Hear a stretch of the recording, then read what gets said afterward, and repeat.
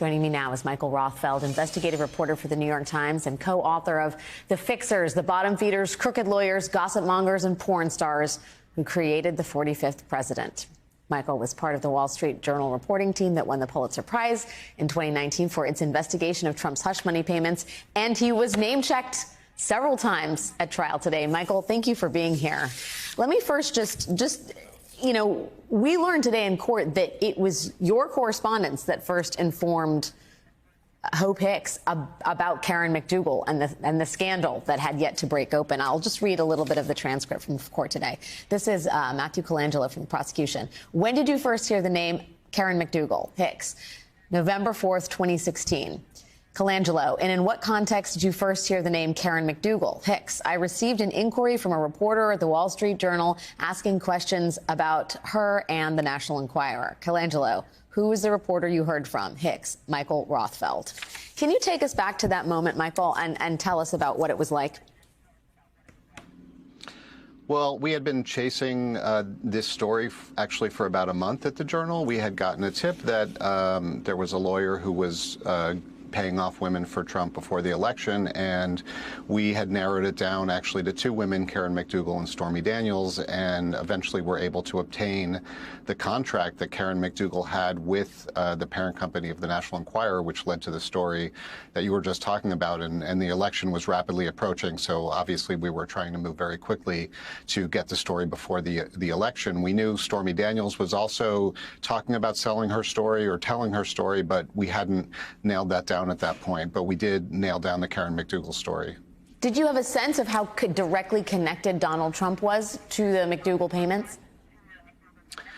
Well, we knew that David Pecker, who ran the National Enquirer and American media, had a long relationship with Trump going back a couple of decades. So we had a sense that this was done to protect Trump. I mean, this was the first time anyone had reported the term catch and kill in this context, that Pecker had caught the story for Trump and killed it.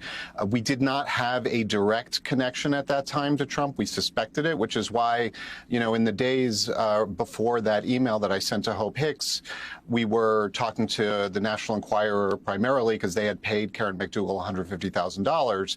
We wanted to establish that, and we suspected strongly that Trump was connected to it. But the evidence for that would emerge slowly, in the months and the years after we reported that story. In the end, in your report, Hope Hicks is noted as a Trump campaign spokesperson who said of the agreement with Ms. McDougal, "We have no knowledge of any of this." Hicks said that Ms. McDougal's claim of an affair with Mr. Trump was totally untrue. In retrospect, what do you make of that?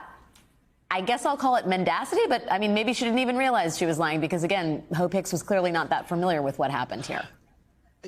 Yeah, I don't know that Hope knew about it. I mean, obviously she was speaking for the campaign. I believe that she didn't know about it. I mean, I don't 100% know, but she says that she did not.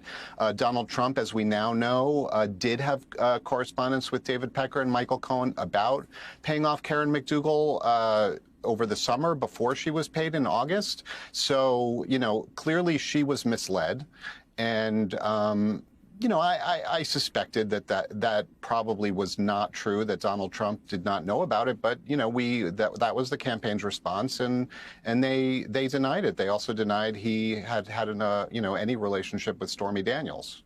Throughout this, the prosecution seems repeatedly trying to make this point that the campaign was very concerned about these allegations, regardless of whether they were true or not, and that indeed this sort of panic that it caused internally helps explain why the payments were in turn later made to Stormy Daniels. Can you give me a sense, as a reporter on the other side, what you imagined or knew the reaction to be inside Trump world? Well, I could imagine there was a lot going on at that time. I mean, there was a Hillary Clinton email scandal going on. I mean, we were just a few days out from the election. You know, we know now from the inside and from the emails and the texts and calls that Hope Hicks had with Michael Cohen that they were very concerned about what impact the Karen McDougal story would have. It did not have an earth-shattering effect with all the other noise, but what really in that period of time informed the Stormy Daniels deal was the Access Hollywood tape, because that had happened even before we reported the Karen McDougal story around October 7th. So we reported that in early November, but as of when the Access Hollywood tape was reported, that jump-started Michael Cohen's negotiations with Stormy Daniels to pay her, and they actually negotiated the deal a few days after the Access Hollywood tape came out, and she had been trying to sell that way earlier in the campaign, but was unable to until that point. Michael Cohen then delayed paying, and in fact didn't do it until the very end of October.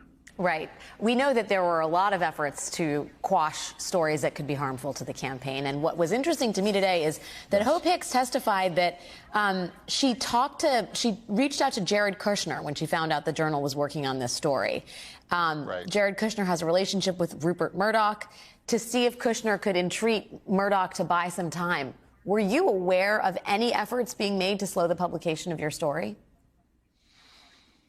No, definitely not. And I mean, I think she testified that Kushner had told her he wasn't going to do that and she should just respond. But I can tell you that we never, at the Journal, had any interference from Rupert Murdoch or anyone below him when we were going to publish those stories. We were able to get them in. I mean, even the Stormy Daniels story, which was more sensitive because it was the president's lawyer. He was now the president, and, you know, involving a porn star, it was more direct tie. You know, the Journal published those stories. We published that on the front page. There was absolutely no qualms. Yeah, and it became Except part of being his... right. We wanted to be right. I mean, exactly. That was the main thing. Well, and it is obviously you got it done because it's part of the prosecution's argument today in the first criminal trial of Donald Trump. Michael Rothfeld, a sort of central cast member in today's testimony today. Really appreciate your time and thoughts. The perspective is invaluable. Thanks, sir. Thanks, Alex.